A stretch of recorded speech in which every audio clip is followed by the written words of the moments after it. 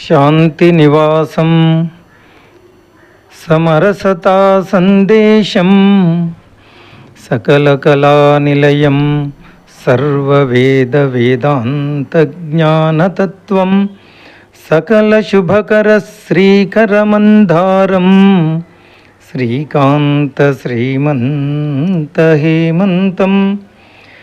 ఇది మానవ సుందర సువర్ణ భారతం. ఇది మానవ సుందర సువర్ణ భారతం. ఇది మానవ సుందర సువర్ణ భారతం. సుందర సువర్ణ భారతాన్ని దోచుకోవడానికి ఫ్రెంచి వారు, డచ్చి వారు, పోర్చుగీసు వారు, బ్రిటిష్ వారు ఎందరెందరో ఈ దేశంపై దాడి చేసి దొరికినట్టు దోచుకొని పోగా, మరికొందరు ఈ జాతి జీవన స్రవంతిలో కలిసి అపురూపమైన సంస్కృతి సాంప్రదాయాలను మంటగలిపి మనలో మనకు తగాదాలు కల్పించి విభేదాలు సృష్టించి జాతిని నిర్వీర్యం గావించి వారి కబంధ హస్తాలలో బంధించి వందల సంవత్సరాలు భరత జాతిని వారు బానిసలుగా పరిపాలించి పీల్చి పిప్పి చేశారు. ఈ వలస జాతి వాలు గాలి వీచింది, జాతి నిద్ర లేచింది. వలస పాలనకు వ్యతిరేకంగా వీరోచిత పోరాటం చేసింది. ఝాన్సీ రాణి కత్తి ఝులిపించింది, బొబ్బిలి కోట గర్జించింది. నేతాజీ సాహసానికి, బాపూజీ సత్యాగ్రహానికి తెల్ల దొరతనం తోక ముడిచింది. స్వాతంత్ర్యం వచ్చింది, స్వరాజ్యాన్ని తెచ్చింది. బానిసత్వం పోయింది, భరత జాతి మురిసింది.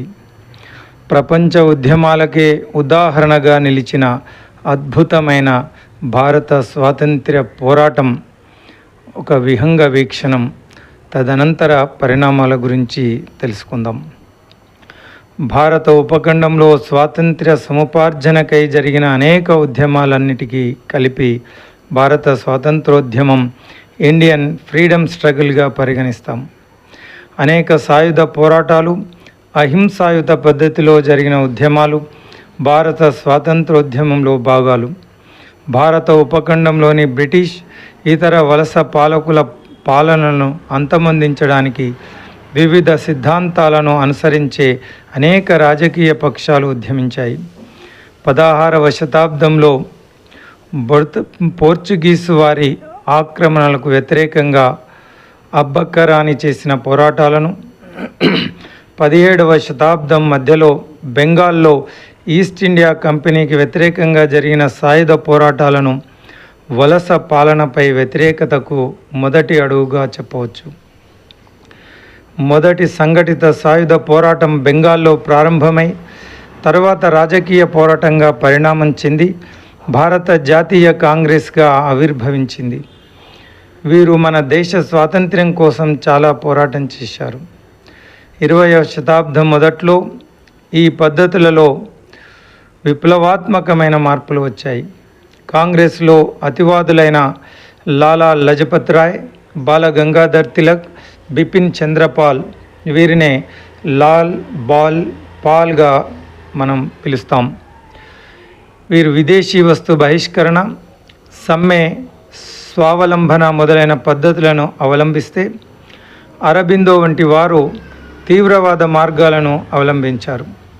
మొదటి దశకాలలో సాయుధ విప్లవ పోరాటాలు ప్రారంభమయ్యాయి. మొదటి ప్రపంచ యుద్ధ సమయంలో జర్మనీ, అమెరికాలలోని భారత స్వాతంత్ర యోధులు ప్రారంభించిన గదర్ పార్టీ, దీని సహకారాలతో జరిగిన సంఘటిత భారత సిపాయిల తిరుగుబాటు జాతీయోద్యమంలో వచ్చిన మౌలిక మార్పుగా చెప్పవచ్చు. జాతీయోద్యమం చివరి దశలో జాతీయ కాంగ్రెస్ మహాత్మా గాంధీ నాయకత్వంలో అహింసాయుత మార్గాల్లో ఉద్యమించింది. ప్రముఖ ప్రఖ్యాత విద్యావేత్త రామ్జీ సింగ్ 20వ శతాబ్దంలో అవతరించిన బోధిసత్వునిగా గాంధీ గారిని కీర్తించాడు. అయితే ఇతర నాయకులు సాయుధ పోరాటాలను అవలంబించారు. సుభాష్ చంద్రబోస్ సాయుధ సంగ్రామం సరైందిగా భావిస్తే స్వామి సహజానంద సరస్వతి సన్నకారు రైతులు, శ్రామికుల సంపూర్ణ ఆర్థిక స్వాతంత్ర్యానికై పిలుపునిచ్చాడు. రెండవ ప్రపంచ యుద్ధ కాలానికి ఈ ఉద్యమాలు ఉధృత రూపం దాల్చాయి. నేతాజీ ఆజాద్ హింద్ ఫౌజ్ పేరుతో భారత జాతీయ సైన్యాన్ని స్థాపించి తూర్పు ఆసియా నుండి పోరాటం చేయగా, భారత జాతీయ కాంగ్రెస్ క్విట్ ఇండియా ఉద్యమానికి పిలుపునిచ్చింది.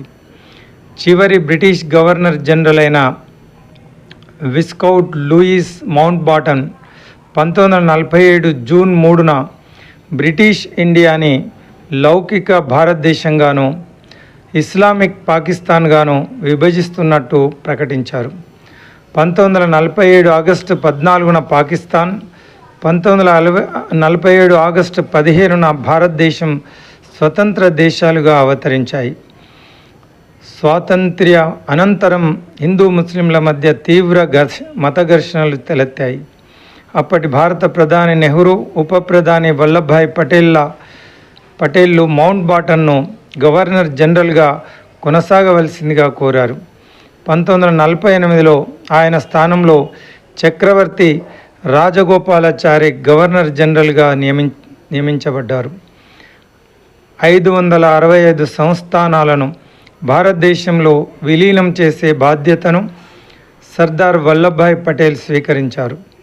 అతను తన ఉక్కు సంకల్పం, నిజాయితీలతో కూడిన విధానాలతో ఏకీకరణ సాధించారు. బల ప్రయోగంతో జూనాగఢ్, జమ్మూ కాశ్మీర్, హైదరాబాద్, ఆపరేషన్ పోలో ఈ సంస్థానాలను భారతదేశంలో విలీనం చేశాయి. ఇవి సర్దార్ వల్లభాయ్ పటేల్ సంకల్పానికి మచ్చుతునకలు. 1949 నవంబర్ 26లో రాజ్యాంగ పరిషత్ రాజ్యాంగ రచనను పూర్తి చేసింది. 1950 జనవరి 26న భారతదేశం గణతంత్ర రాజ్యంగా అవతరించింది.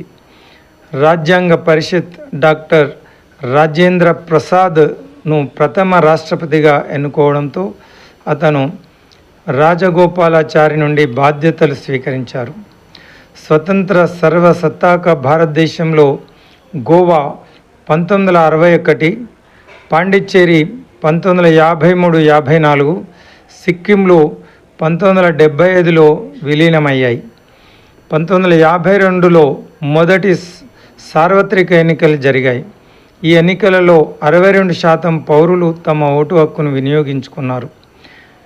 ఇలాంటి అనేక పోరాటాల ఫలితంగా అవిభక్త భారతదేశంలో అవిభక్త భారతదేశంలోని దేశాలు స్వతంత్ర దేశంలో విలీనం అయి భారతదేశం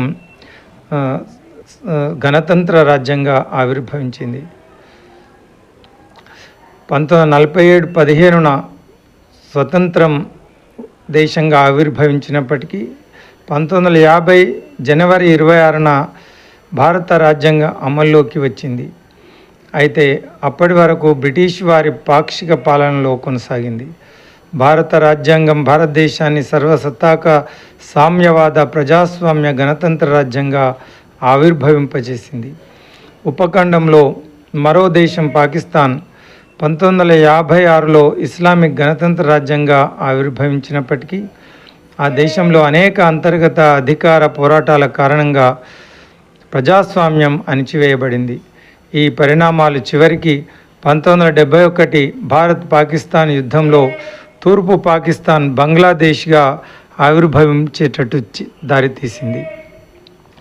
భారత జాతీయ ఉద్యమం అనేక దేశాలలో వలస పాలనకు వ్యతిరేకంగా జరిగిన ఉద్యమాలకు ఉత్ప్రేరకంగా పనిచేసింది.